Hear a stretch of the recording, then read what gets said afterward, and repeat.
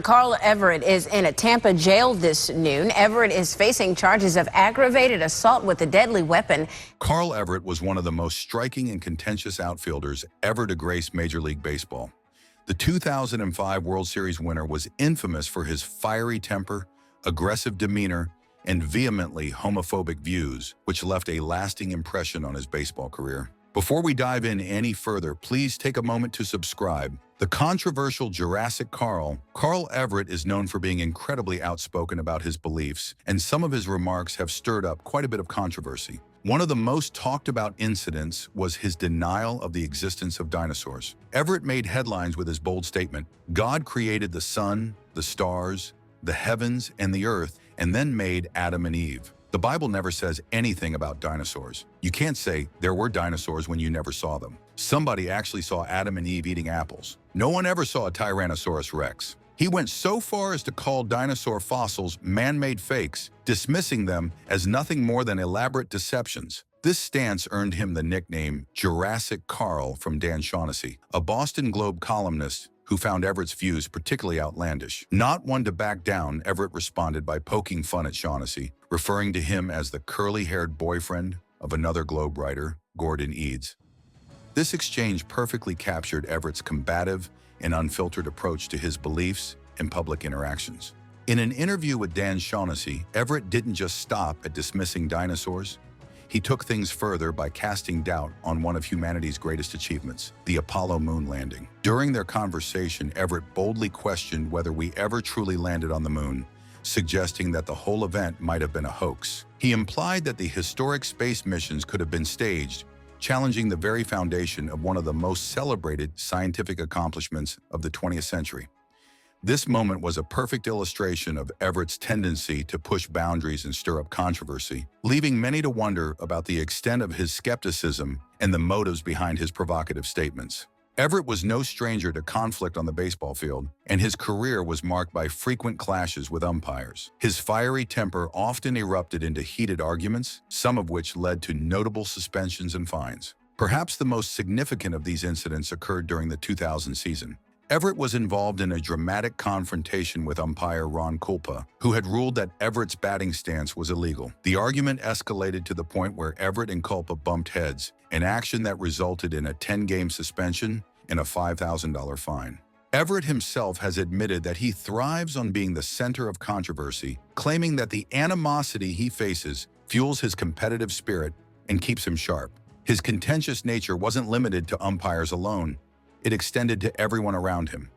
For instance, after a 14-6 loss to the Los Angeles Angels on July 5, 2006, Everett found himself in a shouting match with Seattle Mariners manager Mike Hargrove. This altercation was a clear example of how Everett's fiery personality and refusal to back down could cause friction with anyone, from opposing players and umpires to his own teammates. His homophobic comments made everything worse. Everett has also stirred up significant controversy with his comments about homosexuality. At one point, he made a startling statement about how he would handle having an openly gay teammate. He suggested that if he had a gay player on his team, he might even consider retiring from the game, or, at the very least, try to set him straight. During the 2005 season, Everett took his controversial views a step further in an interview with Maxim. He acknowledged that he had played alongside gay teammates in the past and said that he accepted them. However, he also expressed strong opinions about homosexuality, saying, "Gays being gay is wrong. Two women can't produce a baby, two men can't produce a baby, so it's not how it's supposed to be. I don't believe in gay marriages. I don't believe in being gay." These remarks highlighted Everett's deeply held beliefs and sparked intense debate, further adding to the complex and often contentious nature of his public persona. His violent nature even made him lose custody of his kids. In 1997, Everett faced serious legal trouble when he temporarily lost custody of two of his children. The situation came to light when a worker at Shea Stadium noticed that Everett's 5-year-old daughter was covered in bruises. A family court judge reviewed the case and found enough evidence to suggest that both Everett and his wife, Linda, were neglecting their children. The judge determined that Linda had inflicted excessive corporal punishment, and Everett had done nothing to stop it. Although the Everetts never admitted to abuse or neglect, They reached a settlement. To regain custody of their children, they were required to undergo therapy and attend parenting classes. The legal troubles didn't end there. In April 2011, Everett was arrested at his home in Tampa on serious charges of aggravated assault with a deadly weapon and tampering with a witness. The arrest stemmed from an incident where he held a handgun to the head of his wife, with whom he had been married for 18 years. Everett was held on a $5,500 bond and was ordered to have no violent contact with his wife. She even requested his release, expressing concern about his ability to care for their 3 children. But the situation worsened. In September 2011, Everett was arrested again, this time for assaulting a family member. These incidents highlighted a troubling pattern in Everett's personal life, further complicating his already controversial public image. Despite his troubles, he was multi-talented.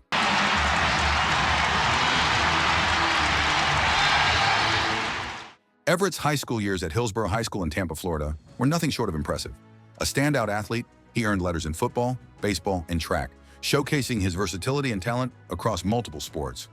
On the football field, Everett was particularly remarkable, rushing for an impressive 948 yards during his senior year, a feat that highlighted his exceptional speed and agility. His achievements in high school set the stage for his future athletic career, and he graduated from Hillsborough High School in 1990 with a strong reputation as one of Tampa's most promising young athletes. Everett's journey to Major League Baseball began with a significant milestone. He was the 10th overall pick in the 1990 MLB draft, chosen by the New York Yankees.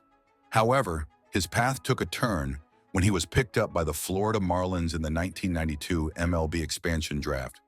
He made his much-anticipated Major League debut with the Marlins on July 1st, 1993, marking the start of his professional career. Everett's career took another turn after the 1994 season, when he was traded to the New York Mets in exchange for Silvio Veras. It was with the Mets that Everett had his first full season in 1997, during which he had 443 at-bats. That season, he hit .248 with a .420 slugging percentage. This period was crucial in shaping his career, as it marked the beginning of his regular presence in the big leagues and set the stage for his future successes and challenges. Following the 1997 season, Everett was traded from the New York Mets to the Houston Astros in exchange for John Hudek. It was with the Astros that Everett truly began to shine. By 1999, he was having a standout year, hitting .325 and stealing 27 bases. His .571 slugging percentage that year was among the top 10 in the league, showcasing his power and hitting prowess. The next chapter in Everett's career unfolded on December 14, 1999, when he was traded to the Boston Red Sox. In exchange, the Red Sox gave up minor league prospects Adam Everett and Greg Miller. Everett's time with Boston saw him reach a career milestone in 2000 as he hit an impressive 34 home runs. Initially, the fans in Boston were thrilled to have him on the team, but their excitement began to wane. This shift in sentiment occurred after Everett was suspended for 10 days for an altercation with umpire Ron Kulpa, during which he bumped into Kulpa while arguing a call. This incident somewhat soured the fans' view of Everett, even as he continued to deliver strong performances on the field. Indecency and injury. In the following year, Everett found himself in more trouble. After hitting a home run, he made headlines for all the wrong reasons when he grabbed his crotch and shouted at Seattle Mariners pitcher Jamie Moyer. This outburst earned him a fine and added to his growing list of controversies. The 2001 season was a challenging one for Everett. He was battling a shoulder injury that significantly affected his performance on the field. To make matters worse, his ongoing disputes with the Boston media became a major distraction for the team. These issues compounded his struggles, making it a tough year for Everett as he tried to navigate both physical setbacks and the negative attention from the press. Despite a challenging 2001 season, Everett had a memorable moment on September 2, 2001. In that game, he was brought in as a pinch hitter and made a significant impact, with the New York Yankees pitcher Mike Mussina just 1 out away from a perfect game. Having retired the first 26 Boston Red Sox batters, Everett managed to break up the perfect game by hitting a soft single to left center field. Mussina had even gotten 2 strikes on Everett before that hit, making Everett's achievement all the more notable. As the year came to a close, Everett's career took another turn. On December 12, 2001, he was traded to the Texas Rangers in exchange for Darren Oliver. With the Rangers, Everett found a strong stride in April 2003, hitting 9 home runs in that month alone. This performance matched a team record shared with notable players like Ivan Rodriguez, Alex Rodriguez, and Ian Kinsler. Later in the 2003 season, Everett was traded again, this time to the Chicago White Sox. The trade involved Frank Francisco, Josh Rupe, and Anthony Webster coming to the Rangers. Everett's time with the White Sox was short-lived as he signed with the Montreal Expos for the 2004 season. However, his stint with the Expos was brief, as he was traded back to the White Sox on July 18, 2004. The trade brought Gary Majewski and John Rauch to the Expos in exchange for Everett. 12-4. In October 2005, Everett achieved one of the crowning moments of his career when he won his first and only World Series championship with the Chicago White Sox. It was a season marked by both triumph and challenge for Everett. After an early season injury sidelined the White Sox's star player, Frank Thomas, Everett stepped up and took over as the starting designated hitter. His role became crucial as he filled the gap left by Thomas's absence, contributing significantly to the team's success. The White Sox's World Series victory was a dramatic culmination of a season filled with highs and lows, and Everett's performance in that pivotal role helped secure the championship, cementing his place in baseball history. On December 14, 2005, Everett signed a one-year contract with the Seattle Mariners, with an option to extend for the 2007 season. This move brought Everett to the Mariners for the 2006 MLB season.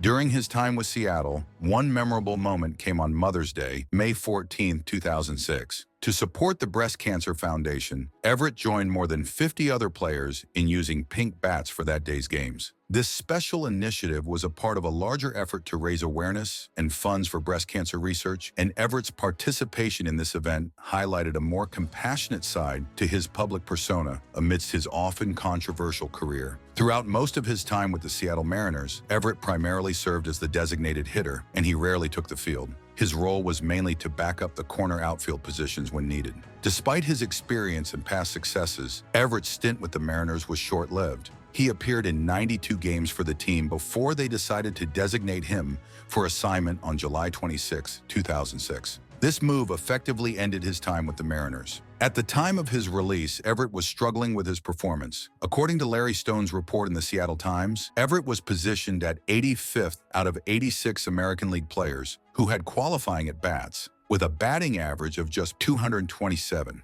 This statistic highlighted the difficulties Everett was facing at the plate during that period of his career. In 2007, after his time with the Mariners came to an end, Carl Everett continued his baseball career with the Long Island Ducks, a team in the Atlantic League of Professional Baseball. He had a strong showing that year, hitting .312 with 25 home runs and driving in 97 runs. The following season, 2008, Everett's performance improved even more. He hit an impressive .327, smashed 29 home runs, and collected 100 RBIs over 115 games, showcasing his ability to still produce at a high level. On May 11, 2009, Everett signed a new contract with the Newark Bears, another team in the Atlantic League. This time, he took on the role of designated hitter, continuing to play a key role in the team's lineup. This move allowed him to extend his professional baseball career and demonstrate his skills on a different stage, keeping his passion for the game alive at period of his career. That is it for this one, but if you happen to like MLB Legends, make sure to check out our latest videos on our channel Baseball Icons. I'm sure you will love it. Oh, and while you are at it, drop a comment telling us who to cover next, and don't forget to subscribe.